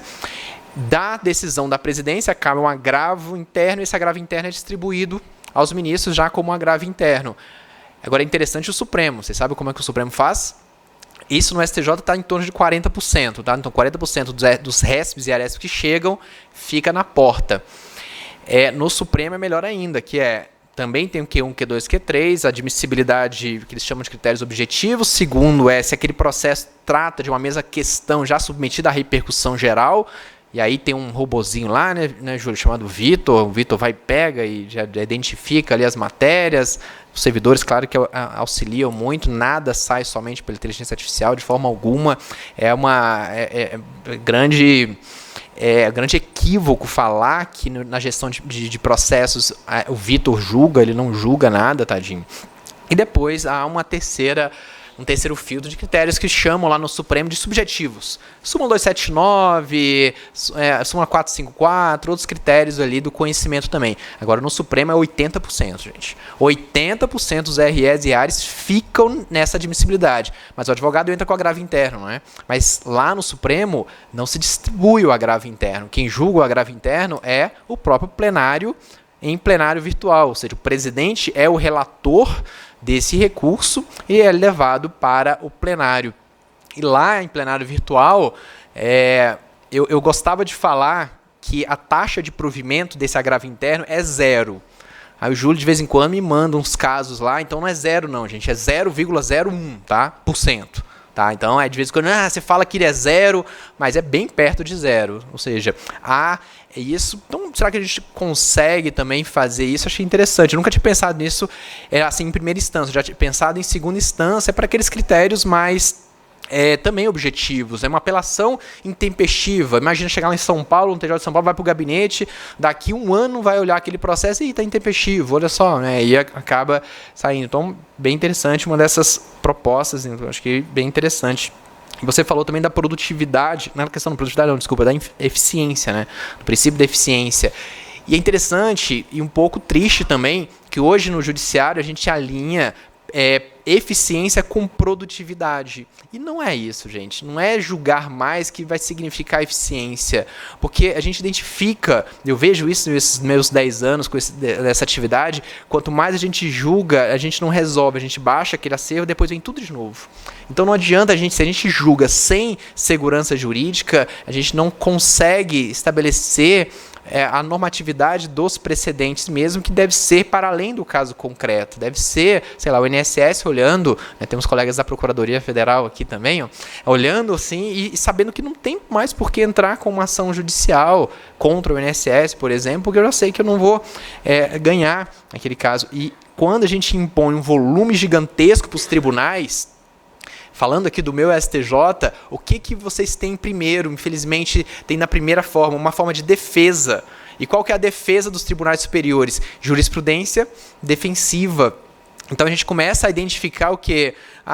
Antigamente, né, o carimbo está borrado, então esse recurso eu não conheço. Falta procuração, então esse recurso é inexistente. Aí vem o código e vem mudar isso, mas mesmo no novo código a gente trouxe, feriado local não pode comprovar. Você tem que atacar todos os fundamentos do agravo, porque mesmo que não seja suficiente. O que é isso? É apostando numa ineficiência. Porque a produtividade, ela não vai gerar isso. Então a gente tem que saber, que é o que o Newton falou, modo de tratar esse bicho. Achei legal. O modo de tratar esse bicho, que é difícil, né? Sobre o ensino jurídico, aproveitando que vocês dois falaram também, eu dei uma palestra para os estagiários do STJ.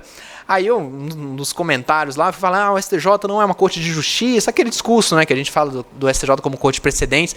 Aí no final uma aluna veio, Marcelo, eu tô formando agora, estou no 10º semestre, como assim o STJ não faz justiça? Olha, cabe o recurso especial para vocês julgarem aqui de novo. Então, assim, ela chegou no 10º semestre não entendendo ainda o que é o STJ, mas porque a prática mostra isso, né? Mostra que a gente tem uma terceira instância, e muitas vezes, que é saber se eu vou julgar aquele caso ou não, se ele passar em todos os requisitos, né? Então, bem interessante, o juiz deve voltar esse seu papel para eficiência. Eu recomendo a todos aqui a leitura. Eu sei que pode ser uma leitura... Não, para vocês vai ser ótimo, porque estamos aqui com pessoas que gostam de precedentes, mas sobre a recomendação 134 de 2022 do CNJ, que é uma recomendação que está dentro também do gerenciamento de precedentes, desconhecida dentro do Poder Judiciário. Todas as aulas que eu vou dar em tribunal, eu pergunto para os servidores magistrados, quem conhece a recomendação 134, geralmente 2 ou 3 pessoas levantam a mão. Porque sempre quando eu dou curso nos tribunais, o servidor do núcleo de precedentes participa. É só ele que sabe. E é bem interessante, lá tem regras, orientações, né, do CNJ sobre distinção, sobre superação, formação de precedentes, aplicação, julgamento. Então, é um ponto bem interessante que o Newton falou sobre a concretização dos direitos, e é uma norma que a professora Tereza Arruda Alvim participou também. E para não cansar vocês mais, eu só vou ler o artigo 1º da recomendação para vocês verem tanto que ela não sei, futurista, vou colocar assim. O artigo 1º, tanto que é primoroso, o artigo 1º da recomendação 134. O sistema de precedentes representa uma nova concepção de jurisdição, em que o Poder Judiciário procura não apenas resolver de modo atomizado e repressivo os conflitos já instaurados, mas se preocupa em fornecer de modo mais estruturado e geral respostas às controvérsias atuais, latentes e potenciais, de modo a propiciar a efetiva segurança jurídica. Lindo, lindo. Mas o que é sistema de precedentes? O que é nova concepção de jurisdição? O que é um judiciário que vai resolver não mais de modo atomizado? O que é um judiciário que se preocupa em fornecer de modo estruturado e geral respostas às controvérsias? Tudo isso aqui está dentro do gerenciamento. Tudo isso aqui está na questão da eficiência. Então, achei muito interessante a sua fala, porque traz esse aspecto, e a sua visão também da advocacia é muito interessante. A gente, dentro do judiciário, eu vou falar por mim, eu me importo muito com a advocacia, sinceramente. Eu me coloco no lugar de vocês, sabe? Poxa, se eu tivesse do outro lado, o que eu sentiria aqui, sabe? Poxa, eu, de vez em quando eu tenho dó de vocês também, porque... Porque eu vejo algumas coisas assim, eu falei, nossa, como que vocês conseguem, gente? Vocês são muito virtuosos, viu? Porque a partir de uma decisão de um jeito, depois sai de outro jeito, o mesmo ministro, e a gente conversa internamente, né? Então, cada ministro hoje tem 40 assessores e assistentes, cada gabinete hoje é um mundo. Então, é mesmo parabenizar a advocacia nesse gerenciamento também. Mas, ao mesmo tempo que eu parabenizo, também temos diversos advogados que, infelizmente, não procuram essa qualificação. E, infelizmente, nós recebemos recursos assim, totalmente inviáveis mesmo. O advogado só apagou o nome apelação e colocou ali o recurso especial.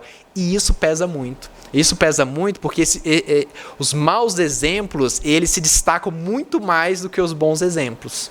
E aí falam que estão entulhando o STJ de porcaria e não é verdade. E aí o que vai acontecer? A gente começa a implementar ferramentas para expulsar processos. E aí nesse expulsar processos, vão sair processos expulsos que não deveriam ter sido expulsos, deveriam ter sido julgados, né? Então, bem interessante que a Daniela também falou relacionado ao acesso à justiça. Então, até que ponto a gente tem acesso à justiça, né?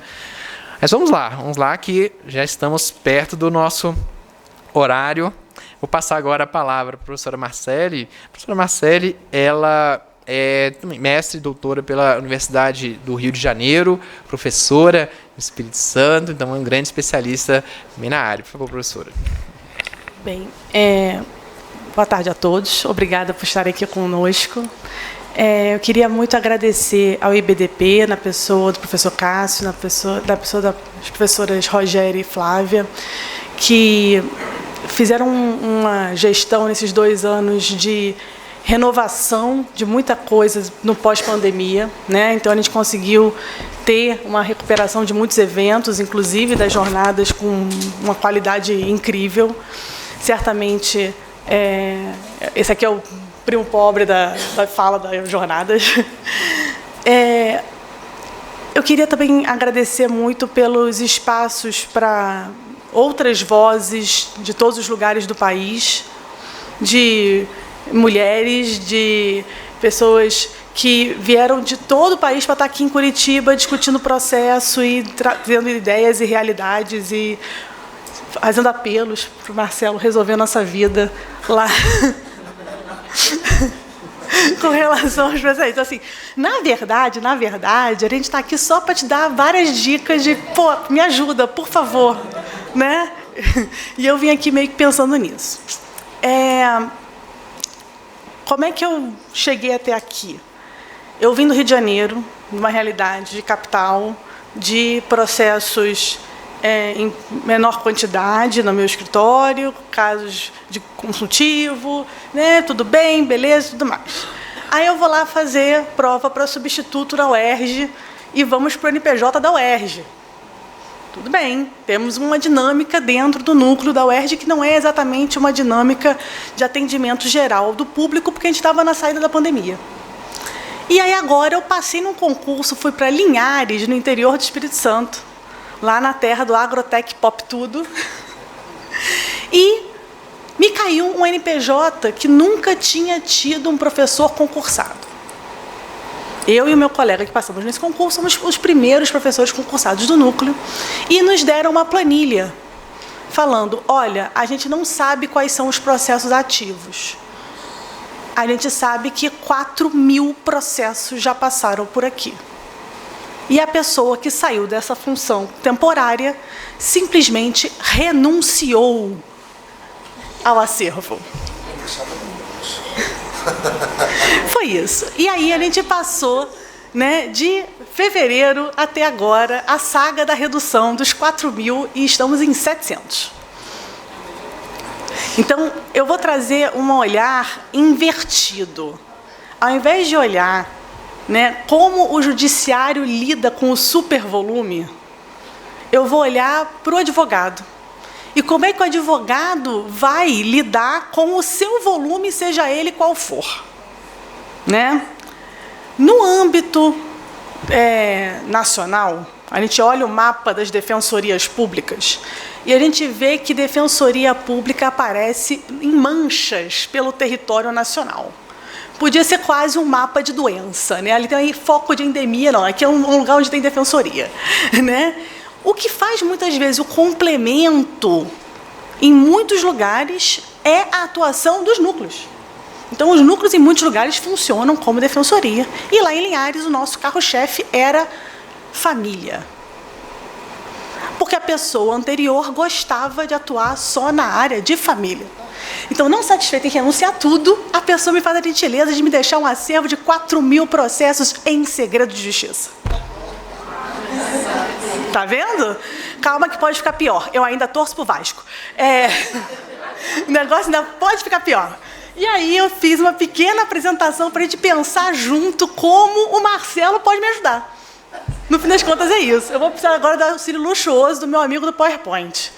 lá de trás, para ele dar o play, por favor. Ah, tá, beleza. Então vamos lá. Tentar aqui. A gente tem que, primeiro, para resolver um problema, entender qual é a realidade que a gente está diante. Não tem como resolver sem diagnosticar. E eu peço a ajuda de vocês. A gente está no painel 41. Ninguém aguenta mais ouvir falar que precedente é importante para conseguir esse monte de metas aqui. Só que as pessoas, quando olham o sistema de precedentes, o meu aluninho lá do primeiro período, apaixonado, né, que viu Suits e resolveu fazer vestibular para o direito, né? Tadinho. Sabe de nada, inocente? Ele está pensando assim, cara, eu quero isso para o meu processo. Eu quero chegar no núcleo e ter segurança jurídica. Eu quero dar eficiência, eu quero ser o cara. Eu quero chegar para a senhorinha que quer defender, que quer conseguir a guarda do neto e dizer, não, vai julgar a favor da senhora, porque tem um precedente. Só que ele não consegue fazer isso. Vamos dizer por quê? Olha lá, olha o que vai acontecer com esse nosso bonequinho, que é o meu aluninho lá do primeiro período. Né? Quando a gente pensa, né, nesse sistema de gestão de processos, a gente tem alguns objetivos. Esses objetivos caminham na direção de uma busca de eficiência. A questão é eficiência para quem? Porque uma coisa é a gente pensar na eficiência do tribunal. Eu estou dando conta de fazer o meu serviço. Eu bati a meta. Eu fechei o mês com o meu gabinete zerado. Outra coisa é a eficiência para o jurisdicionado. O meu jurisdicionado, eu não combinei com a Daniela, mas é o cara do Kafka. É o cara que saiu da lavoura, literalmente, saiu da lavoura e foi para a porta do Fórum de Linhares. Às vezes ele nem saiu de Linhares, saiu de Soretama, que também está lá na minha região, e está esperando uma decisão. Num lugar que não tem especialização de vara, como tem nos lugares em geral, aí do Rio São Paulo. Eu poderia ter uma vara preocupada com os assuntos dos contratos do agro em Linhares, faria todo sentido? Super faria, mas não tem. Eu tenho um foro com uma divisão tão surreal, kafkaniana, que metade do foro é criminal. Que lugar é esse, meu Deus? Que metade do foro é criminal. Me assustou? Não, porque eu saí do Rio de Janeiro. Mas eu vou fugir da lá? Não vou fugir. Mas tudo bem. Estamos lá, estamos juntos. Metade do foro é criminal, outra metade é cível. Do cível, metade é família. E das varas de família, metade é minha. Dos meus 4.000 troços em segredo de justiça renunciados pela antiga advogada. Essa é a realidade do nosso desenho aqui, do nosso problema, que o Marcelo vai me ajudar. A gente precisa conseguir eficiência, por quê? Porque a pessoa lá da lavoura, ela quer saber quando sai o papel da guarda, ela quer receber os alimentos do filho, ela quer se divorciar porque ela quer casar de novo. Esse tipo de coisa. Infelizmente, é esse o desenho. E aí a gente pensa, isso preocupa de fato os tribunais superiores? Por que não? Teve uma cabecinha lá assim, tipo, não. Por quê? Os assuntos de família, eles são tomados por questões fáticas. E aí, para que vai pesar lá para o Marcelo se ele consegue derrubar tudo na análise dos fatos? A 7 derruba tudo. Então, já é um negócio que não é um não problema para o Tribunal Superior. Mas quando a gente olha a vida da população em geral, do cara da lavoura, ele tem 3 pontos onde ele precisa do judiciário. Ele tem que não se envolver com as varas criminais. É um ponto. Ele tem que conseguir ir no juizado para resolver os problemas dele, de consumo. E ele precisa conseguir lidar com as questões da família dele. Porque aquilo ali é o que tira a paz da pessoa. O que de fato tira a paz da pessoa são questões envolvendo essas pequenas coisas da vida. e você não conseguir se livrar de um cônjuge insuportável, tira a sua paz. Não é, gente? Tira a paz. É insuportável. Quando a gente olha essa realidade, a gente vê que onde o jurisdicionado precisa de eficiência, esse pensamento dos precedentes não está chegando. Não chega no juizado, não chega na vara de família e também não está chegando muito no criminal, porque o criminal também é lotado de questão fática. A professora Daniela está aqui para me dar o joinha dela. Né? É isso. Então, isso atende a quem? É eficiente para quem?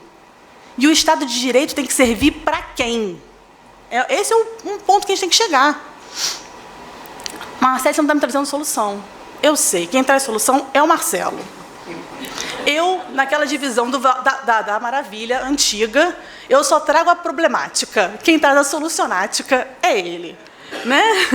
Lá vamos nós, vendo que todo mundo quer resolver o seu problema. O tribunal, as defensorias, e a advocacia também.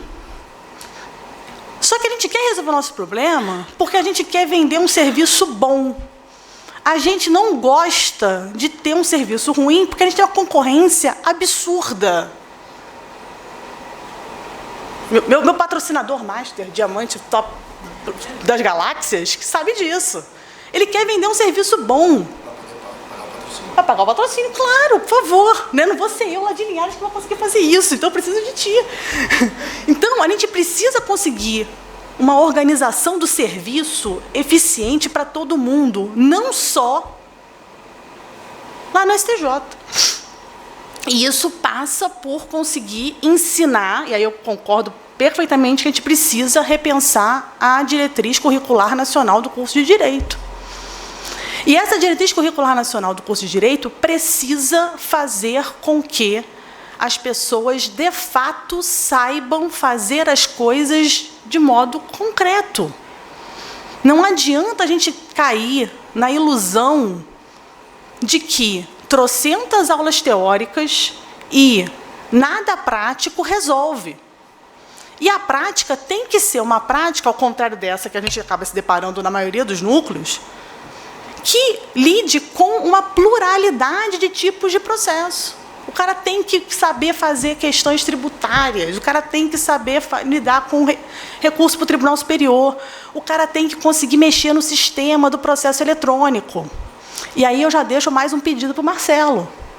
Como é que a gente vai ensinar o aluno de Direito a mexer no processo eletrônico se a gente não tiver uma função específica aluno, estagiário? Porque esse ser mitológico tem que ser reconhecido como sujeito dentro da dinâmica do... Porque esse ser existe. Quando eu estagiava no TRF2, tinha uma servidora, chefe de gabinete, que falava que se o estagiário não vier, o sol não nasce. E vou dizer que ela não estava muito errada. Né? Isso era nos idos lá de 1900 e CPC 73, que imagina hoje em dia. Quando a gente olha as varas, você tem 2, 3 servidores e um monte de estagiário. Agora que tem residência jurídica para todo gosto, ainda tem um estagiário de pós-graduação. Tem que ter uma setinha lá, uma função estagiário. Então, já vários pedidos, né? Eu peço, é isso, é vício de ser advogado. Aí, a gente pensa em coisas que tradicionalmente se fala sobre gerenciamento. Poxa, você devia usar um software para gerenciar o seu acervo. Você tem que digitalizar os seus documentos. E aqui eu faço um apelo. Não adianta usar software, não adianta ter um drive maravilhoso lá com tudo digitalizado, se esses instrumentos eletrônicos forem prostituídos com todo mundo tem a senha, todo mundo mexe, todo mundo opera o negócio. E o cara abre aquilo em qualquer celular, com qualquer login, com internet gratuita, com negócio básico em qualquer lugar. Por quê? Porque não tem como você ter lá uma ficha sobre o caso do seu cliente sem que ali tenha dado sensível. Vai ter dado sensível, gente. Vai ter o CPF do cara, vai ter o nome, vai ter a informação da vida dele, né, os dados da conta bancária. Tem dado sensível. Então, aqui já mora um outro aviso que há que se ter um cuidado que o que você vê ali, você não pode divulgar. Essa regra eu aprendi em 1900 e bolinha, quando eu estagiei na CVM, lá no Rio. Eu estagiei numa gerência que lidava com funções lá da Bolsa. E a primeiro dia, eu lembro do gerente chegando para mim, olha só, qualquer coisa que você ouvir aqui, qualquer coisa que você ler aqui, você não pode contar para ninguém. Porque, obviamente, você tinha acesso a informações privilegiadas. Uma coisa é você falar isso num ambiente que já é todo tomado dessa preocupação, como é o caso da CVM. Mas isso se aplica para qualquer gerenciamento de processo hoje em dia. Não pode ficar fazendo fofoca do que você vê com os processos. Tem que ter um trabalho de compliance, de formação de cultura em cima disso. Esse é um ponto, né? Os outros pontos são questões de organização, de criar rotina. E rotina de trabalho é um negócio que você tem que fazer igual educação de criança para comer com talher. Né? Bota, treina, vai e volta, ensina de novo e faz de novo e reclama que a pessoa comeu com a mão e vai de novo e treina. Tem que fazer isso, não tem jeito. Então, se todo mundo não trabalhar aquela rotina, todo mundo não for organizado bonitinho, não vai funcionar. Não tem que ser organizado, Marcelo? Tem que ser organizado todo mundo. Aquele gabinete ou aquele escritório que a mesa do sócio é tomada de papel até em cima, com tudo caótico, a chance daquilo dar certo é pouca. Você viu umas 7 pessoas nessa imagem mental, né? Eu também vi. É isso. Não vamos ficar de conta os milagres, não conta os santos. Só que o nosso problema hoje é um pouquinho maior. Não adianta só eu ter o cadastro de quem é o meu cliente, de qual é o processo, de onde está tramitando, de qual foi o último andamento, se eu não tiver o meu banco de teses para mapear quais são as teses que os meus processos adotam como principais teses e quais são as teses suscitadas pela parte contrária. Para que você possa, quando sair um precedente no meio do caminho lá, uma tese, um tema, seja lá como você quer chamar, será que esse troço se aplica para o meu acervo? Não dá para conferir um a um. Imagina, o Demarest aqui, pô, imagina, vai checar um a um do acervo gigante dele? Não tem como. Você tem que ter uma fichinha lá mapeando quais são as suas principais teses.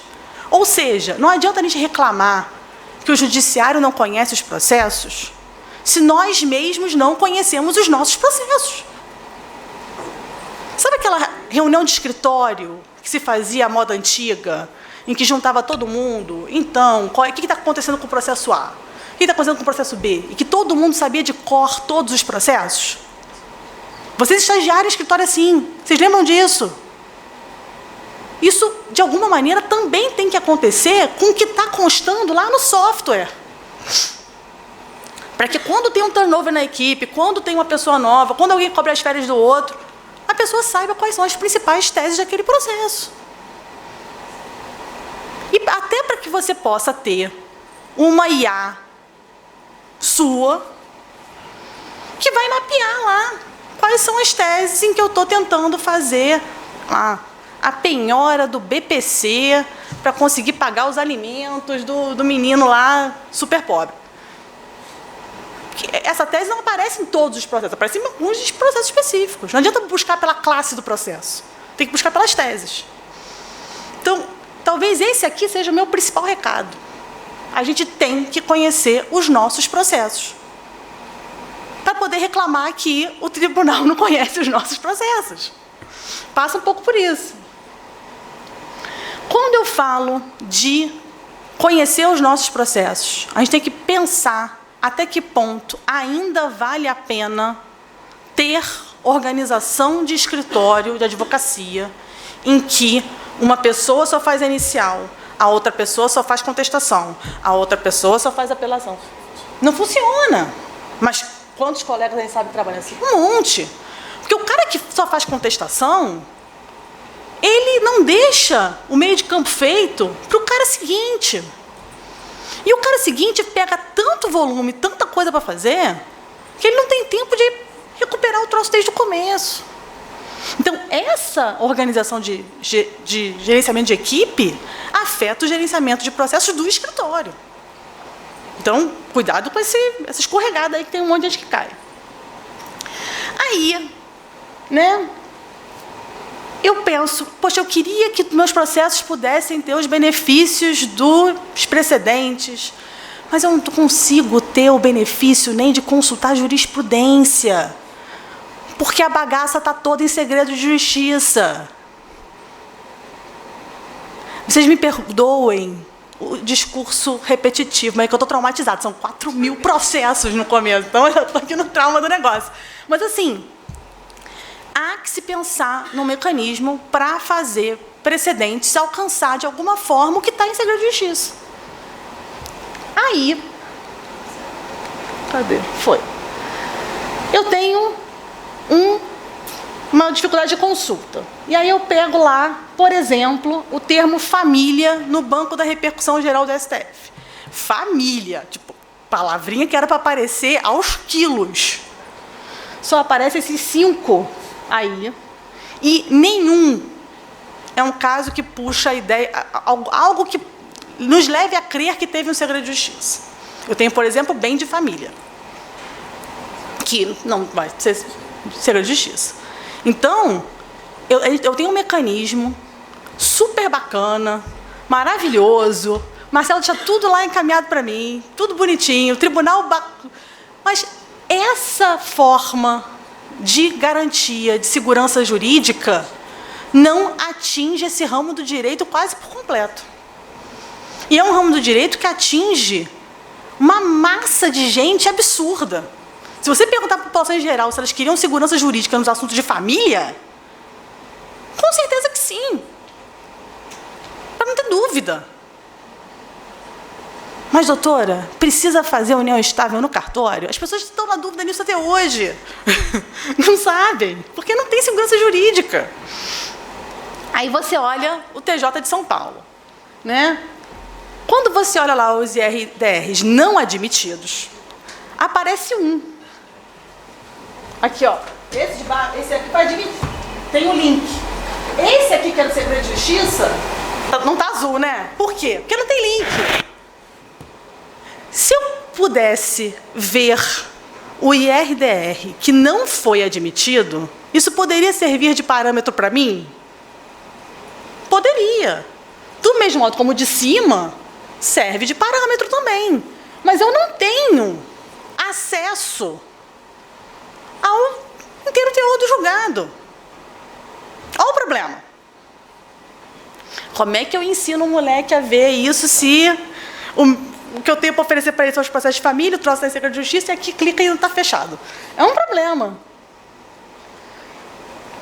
Aí me vem a pergunta, né?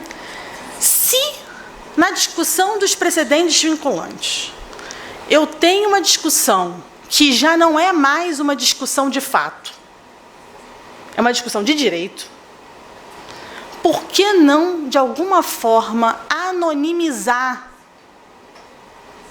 o que está ali naquele acórdão? Se possível, sem ser 11 votos e sendo um só. Para que isso possa ser público. Está lá, né? Gata borralheira brigando com a sua madrasta e as suas irmãs, querendo ir para o baile. Não precisa ter o nome? Não.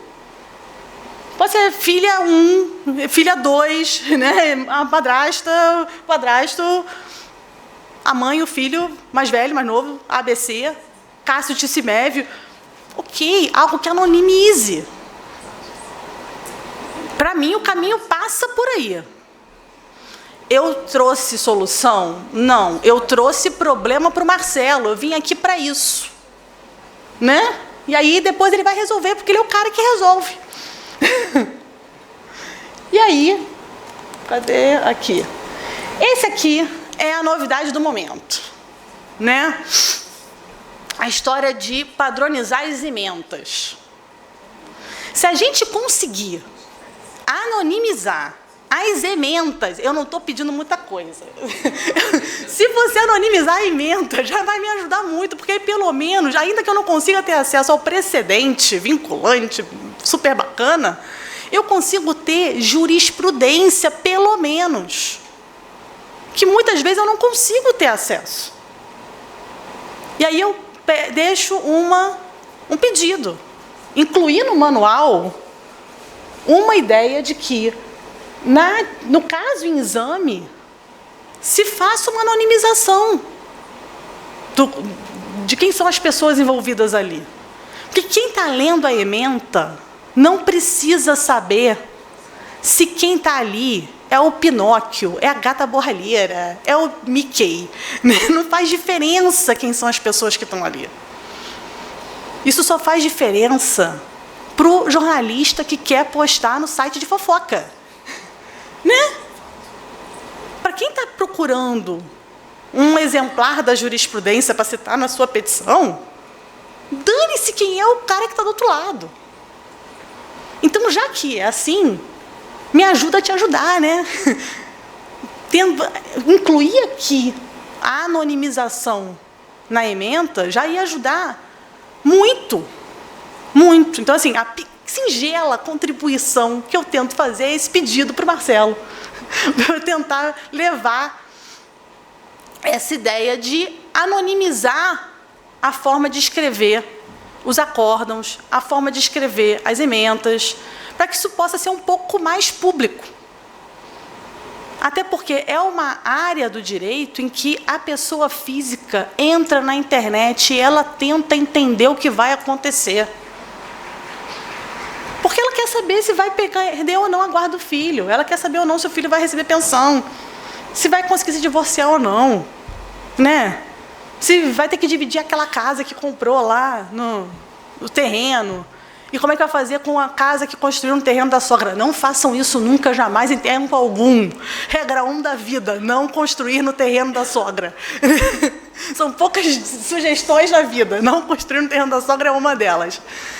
Então, eu sei que eu estou deixando aqui uma contribuição singela, mas é a ideia de que a gente tem que conhecer os nossos processos, a gente tem que organizar a nossa rotina de trabalho e, se possível, anonimizar a forma de divulgar esses julgados nos sites dos tribunais, para que a população consiga ler esses julgados e para que a gente tenha acesso, se não aos precedentes, pelo menos a uma jurisprudência nesses temas.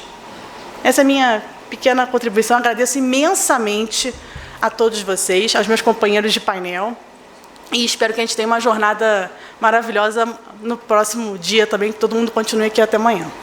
Até mais. Obrigada. Obrigado, parabéns. Marcelo, você me deu um monte de tarefas aqui. O professor deixa dever de casa, é isso mesmo. Tarefas em que é interessante porque a gente circula mesmo. Então, eu vou levar algumas dessas tarefas, pode deixar. Essa questão do segredo de justiça no STJ hoje, ele acaba liberando mais o acesso, mas de vez em quando dá algumas travadas, ele exige a classe e o número. Então, uma dica é, na hora de pesquisar, sempre na consulta processual, sempre coloca a classe e o número. Se colocar só o número, não aparece mesmo. Aí nas notícias, quando fala de processo de segredo de justiça, tá lá embaixo assim, ó, não foi divulgado o número porque tá em segredo de justiça. Poxa, mas não faz sentido isso. Claro que tem que divulgar o que foi decidido. A gente não quer saber o Pinóquio, quem é ali, não tem que saber mesmo. O sistema interno do STJ, quando a gente está trabalhando com um processo em segredo de justiça, quando a gente finaliza a nossa minuta para submeter ao ministro, ele sai um pop-up assim, ó, você escreveu algum nome na sua minuta? Cuidado, esse processo está em segredo de justiça. A gente tem que confirmar. Não escrevi. Aí aperto um OK lá. Por quê? O que importa vai ser isso, o nome que está ali. Né? Então, bem interessante essa visão, a visão da organização também. O judiciário também ainda está com diversas questões desorganizadas. A gente já teve pior. Eu lembro, eu estou no STJ há 10 anos, já atuei também no Supremo, e quando eu entrei no Supremo Tribunal Federal era o seguinte, o advogado chegava lá, um acervo de 10 mil processos, no gabinete que eu trabalhava, o advogado chegava e falava assim, eu quero ver o processo RE número tal. A gente virava para o advogado e falava, doutor, você poderia vir daqui 2 dias para dar uma olhada? Por quê? A gente ia procurar o processo dele. Lá no Supremo, olha que estranho, olha, que eu nem sou tão velho assim, tá? Eu não sou pneu, como é que é o pneu mais usado, igual o Newton falou, não, tô meia vida também. Mas a gente lá no Supremo tinha um papel que a gente colocava na parede, assim, processos perdidos do mês. Era, infelizmente, né? O Júlio trabalhou comigo, a Aline trabalhou lá também, mas a gente evoluiu muito. Isso eu tô falando 2007, 2008. Eu não tô falando 1980, 2007, 2008. Depois veio o sistema, então a gente foi organizando, sabe? Então, bem interessante. Você abordou também aspectos relacionados às metas, né? Se a gente só implementar isso, aí a gente vai segmentar. Aquele que faz petição inicial, faz a contestação, faz aquilo, mas ele não vai saber fazer o conjunto, não vai fazer a preparação. Então, o RESP dele não está pré-questionado. Claro, ninguém pensou nisso na hora que ele foi interpor a apelação. Mas aí teve uma omissão, mas aí os embargos inovaram e a gente é complexo também o nosso sistema, né? Ele traz essa dificuldade, né? Então, parabéns aqui a todos. Eu abriria, ver se alguém tem alguma pergunta, alguma consideração. A gente tem alguns minutinhos. Eu sei que a gente ficou no último painel, né? Mas fiquem à vontade se alguém tiver algum questionamento aqui. Se não, estaria só mesmo voltar aqui aos agradecimentos. Um prazer mesmo dividir o painel aqui com a Marcele, com a Daniela, com o Newton. Reiterar aqui o convite da Marcele para continuar amanhã nas jornadas, que ainda tem muitos painéis interessantes. E é isso, estamos à disposição. Obrigado, pessoal.